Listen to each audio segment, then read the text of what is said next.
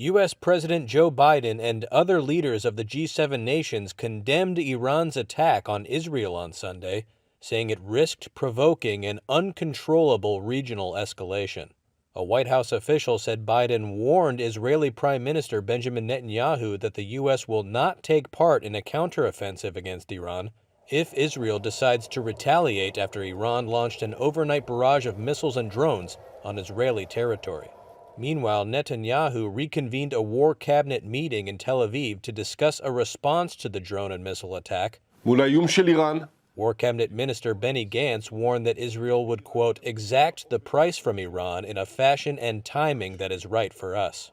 Iran's armed forces chief said the operation was considered successful and, quote, deemed the matter concluded.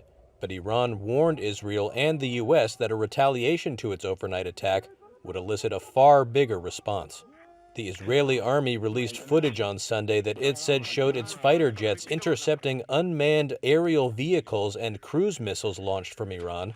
The more than 300 missiles and drones, mostly launched from inside Iran, caused only modest damage in Israel, as most were shot down with the help of the U.S., the U.K., and Jordan.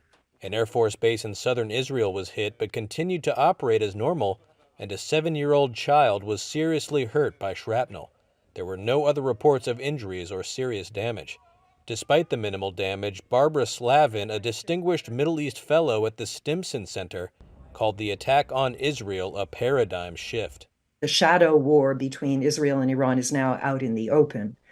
But given that, Iran did it in a very calibrated way, sending these slow drones, hours and hours flying from Iran to Israel, giving plenty of time for the Israelis and the United States and others to prepare.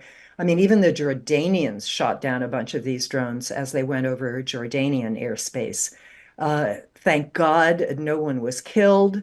It doesn't appear that there was very much damage. So it was kind of performative. But it was nevertheless a paradigm shift because it was a direct Iranian retaliation on Israel for Israeli attacks on Iranians. Iran's attack was over a suspected Israeli strike on its consulate in Syria that killed top military commanders. It also followed months of clashes between Israel and Iran's regional allies, triggered by the war in Gaza. The threat of open warfare erupting between Iran and Israel and dragging the United States into it has put the region on edge.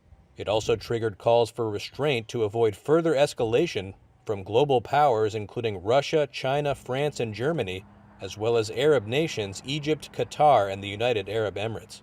Turkey also warned Iran it did not want further tension in the region.